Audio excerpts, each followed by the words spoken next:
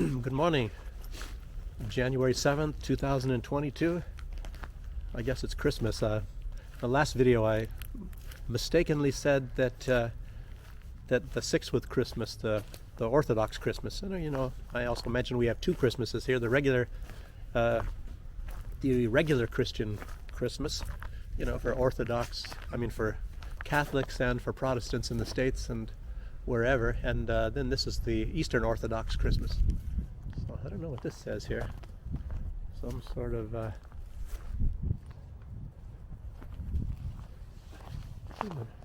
don't know. I'll be sitting here struggling trying to tell you what it says, and I wouldn't even know what the words mean anyway, even if I could sound it out. Okay, so as far as news is concerned, well, the big news, as you know, is what's going on in the United States with the election for the Speaker of the House of Representatives. And there's all sorts of people, being, considered, at least for a short time, even Donald Trump and Byron Donalds and Jim Jordan. Jim Jordan would probably be good. And Kevin McCarthy, of course, is like the front runner, but he just doesn't have quite enough votes. And he'll probably make it. That's probably gonna be undeniable, because who else are they gonna put in there? Like they said, somebody even said Donald Trump, but you never know. That sounds more like a stunt. Yeah. So, but it'd probably be Kevin McCarthy. He's a little bit questionable. I don't think I would vote for him if I were in one of those representatives places, because with me it's like this Ukraine thing.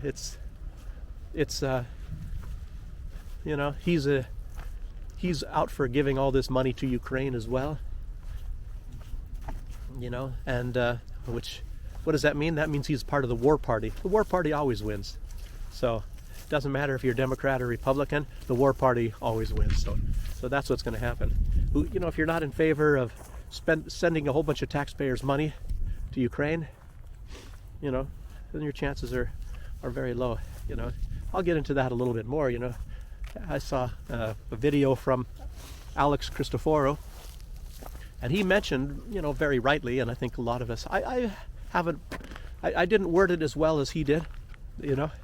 That's one reason why some of these people are very good, is because they word things very well.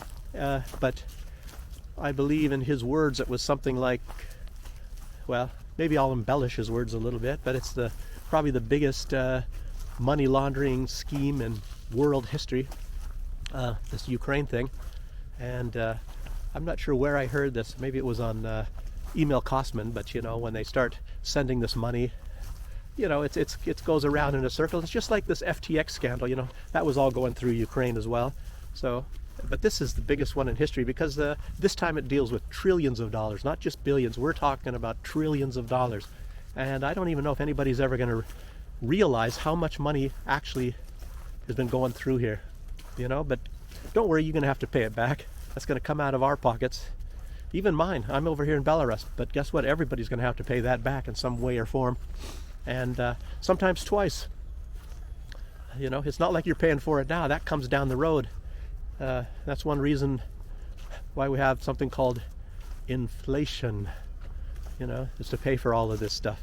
And the US dollar being I guess still maybe the single global reserve currency, that means it's spread out all over the world, and virtually everybody has to pay a portion of it. So that's why you don't realize it so quickly. If it was just within one country, if the dollar was only accepted in the United States and they were doing this sort of stuff, the inflation would be just horrendous. It would be horrendous, but you don't notice it so much. Well, you are noticing. Everybody's noticing it now, but but a lot of this also had to do with the COVID scandal, as you know. All of this paying people not to work. How does that work? I don't know. Nobody's really asking that question, but that's how that is, and you can all figure it out yourself. Money for nothing or something like that. And but some other big news is the editor-in-chief of Sputnik News, or one of them, he's actually a Lithuanian. His name is Marit Kasem, he was, I guess, placed in Moscow, and he went back to Lithuania, where he's from, or Latvia. He's from Latvia, I guess. And he went back to, in family business, I guess, around New Year's, and they arrested him and put him in jail, and apparently he faces 20 years in prison for, I don't know, espionage and evading EU sanctions. And I guess he's been saying for many years that they're really out to get him, and of course, well, they got him, I guess. So, yeah, it's going to be another Julian Assange sort of deal, but nobody's going to pay attention to that. And Maria Zakharova has been telling all these journalistic associations to take notice of that and mention that, and yeah, so he's probably going to suffer a very similar fate. Who knows? But I don't know. I don't even know what his crime is. They haven't laid any charges on him. I guess what the lawyers are saying. So hey, there's some guy up here. Look at this, hanging on the side of the building. You can see that. A red suit. You see that up there? Gee. Huh. He's got a parachute. Yeah, looks like he's got a parachute. Looks like he landed in the wrong place. Stuck up there. It's getting cold again here, so maybe he's frozen. We had some warm days here. It wasn't freezing, but now it's probably about 2 or 3 degrees below zero. So it's still not so bad yet. And I was watching Earl Grey, and they got a blanket of snow up there in St. Petersburg. And he said he's rushing back down to the Donbass area with a lot of children's clothing and all that donations before the freeze sets in to make it much, much worse. So, yeah, but the only positive thing about this freeze is that if Russia was planning some sort of a offensive against Ukraine, they can get on with it, and maybe we can get this thing over with. And but trying to predict whatever is going to be going on with this war is not that easy. And Russia's being very mum on what they have planned. So everybody's talking about some major offensive, and they're sending a lot of equipment. And so, yeah, well, probably. But be aware. A lot of people are saying that the West has run out of weapons. They sent them all to Ukraine, and I don't think so.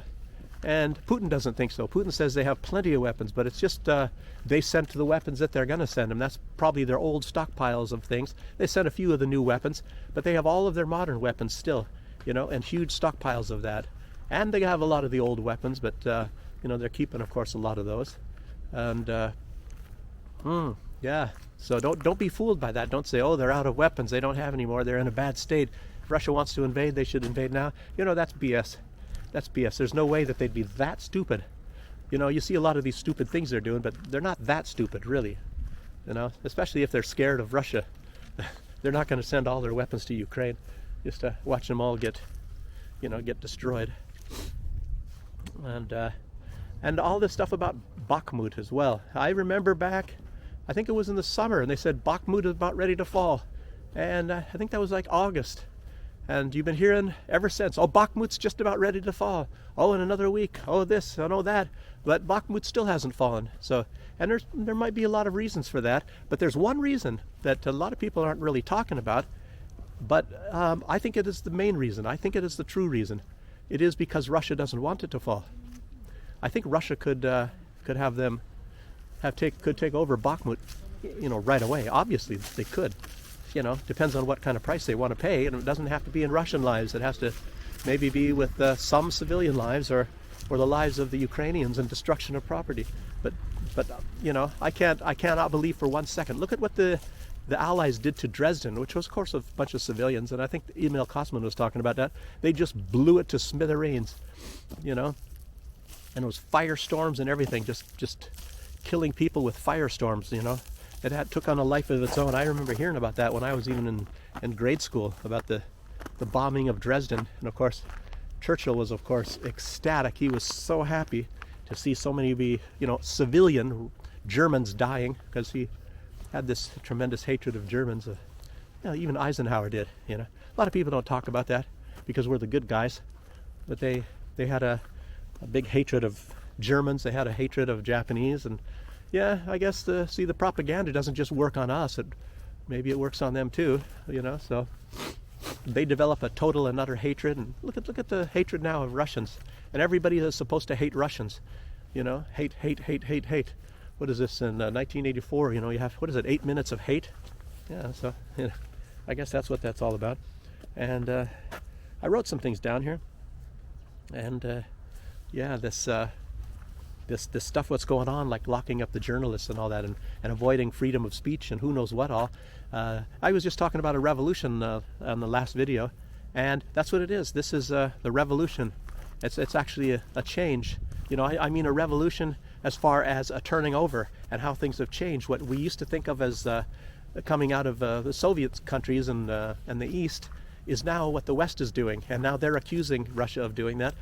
You know, it's just like Putin. He called a truce, a Christmas truce for 36 hours, which is supposed to be going on today, and Ukraine said they're not going to go by it because it's just a trick, because it's Russia. It's Russia doing it, and Russia is tricking them, you know, and it's propaganda and who knows whatever kind of stuff, you know.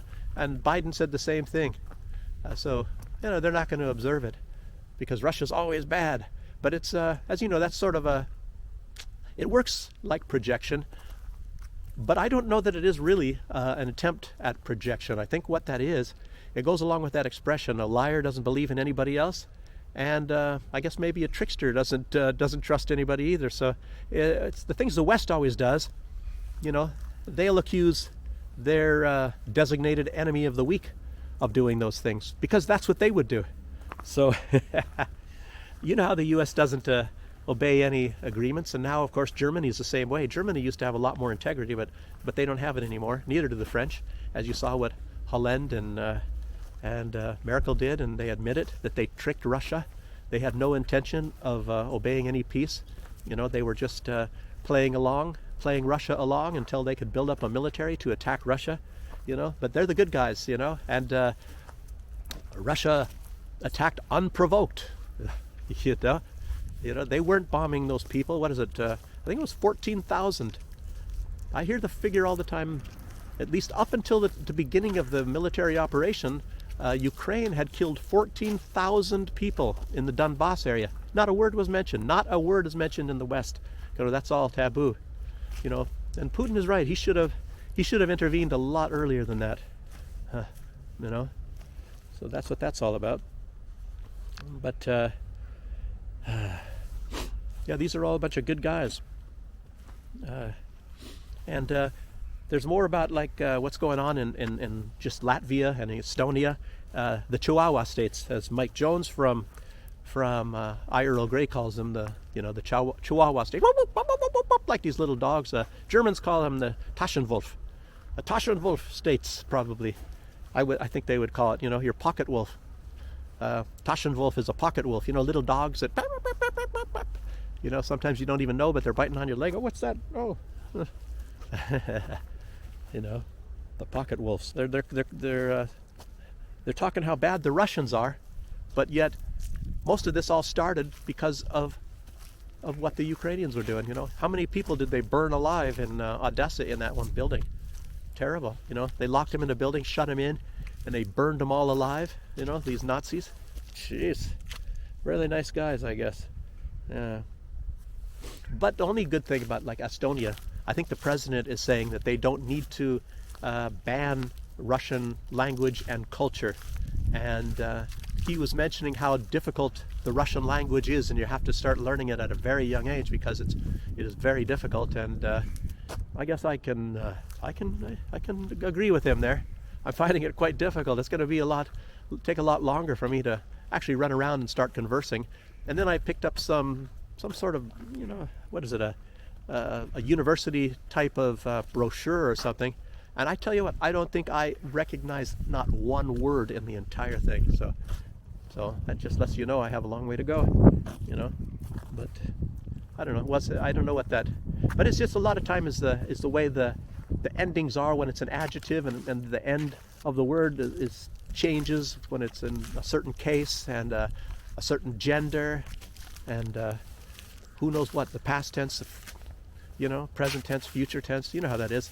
The endings all change. So You know, so that's going to be a lot of fun trying to learn all these endings and recognize even the words from that.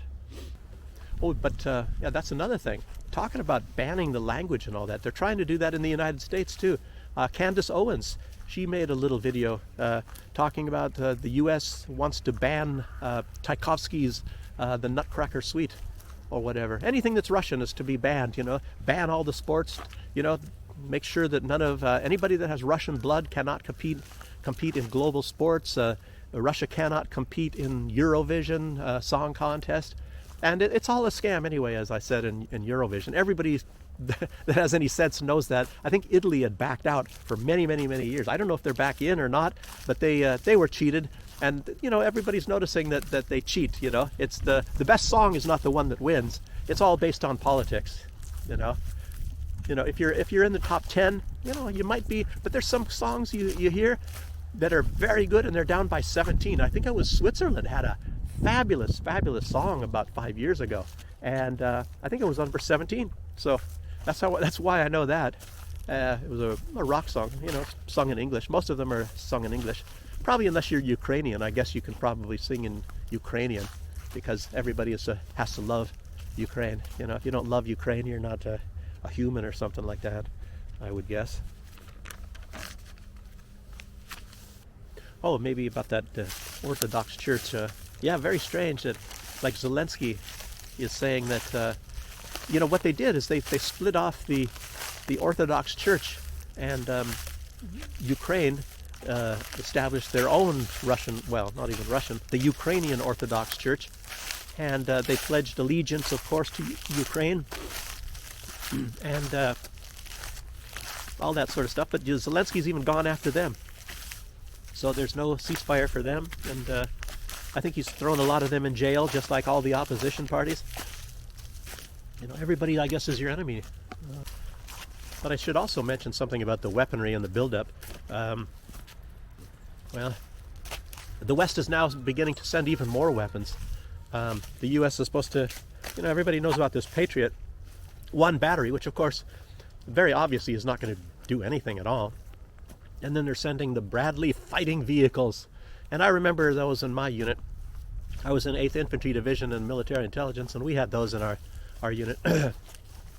So, well, it was, don't think that military intelligence is some people sitting listening to telephone calls and radios in an office. We had, it was mostly, you know, listening in on all the radio calls for sure. But we also had combat spies and things, and it's a sort of a division of like special operations. You go deep into enemy territory, and you have to be in good shape, and you have to be very good in camouflage. You carry a lot of water with you, and you have this little sort of a laptop deal, and you type into it, and you say how many tanks the enemy has, and all that sort of thing. And yeah, that's pretty interesting stuff. But we had also units that have like these Bradley fighting vehicles, and they weren't that impressive. The only more impressive thing is that on top of them is mounted a 50 caliber machine gun. You know, I think maybe even Arnold Schwarzenegger was carrying one around in some movie or something like that. You know, like a big 50 caliber, some kind of a crazy thing like that. But other than that, it's not much more than a pickup truck. You know, some way to carry soldiers. Well, look at here's some frozen ground. Woo! Oh. Oh, I got my feet wet on that one. I didn't think it was that deep. So, well, worse than a kid, I suppose. Yeah. Well, another thing that I wasn't mentioning, and they're talking about like a buildup of Russian, you know, equipment and more troops, of course, and you've heard that Poland is mobilizing, you know, as a minimum, like 200,000 troops, and to line the border, and then they're trying to order lots and lots of HIMARS and who knows what all. But there are HIMARS going to Estonia. That's one thing that they are sending, and the U.S. sent a lot of troops there. I believe it's up to 800 troops that they sent there, you know, in December.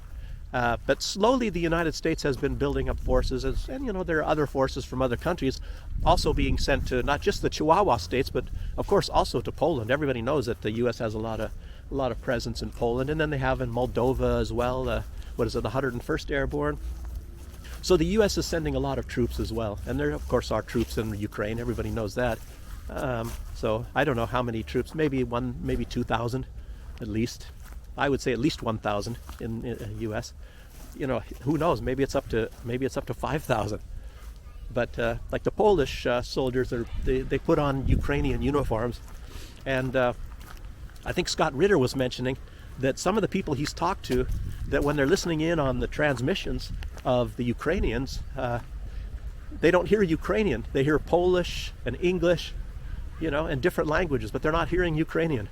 So most of the chatter, the radio chatter, is all in foreign languages, but not Ukrainian. So there's a lot of foreign troops there.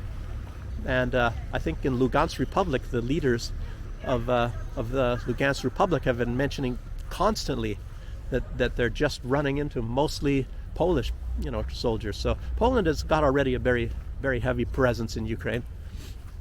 And as I say, they're sending equipment. They've got equipment there. And as my time in the military, just because they haven't announced it doesn't mean that they're not sending a lot of equipment there already. And Britain, I guess, just recently, I think it was just in the last day or so, they're saying, you know, either they're going to or they're considering sending long-range missiles to Ukraine so that they can hit deep inside of Russian territory. And I'll mention one more thing about that. I think I made a comment, maybe it was on a different site that I made a comment and somebody replied, I'm not sure, but I mentioned that, you know, wondering why Ukraine is able to send these Raytheon adapted Soviet drones into Russia, 300 kilometers into Russia, and Russia hasn't been shooting them down. But just very much like what's going on in Bakhmut, I think Russia could very easily take Bakhmut anytime they want, but they're not doing that.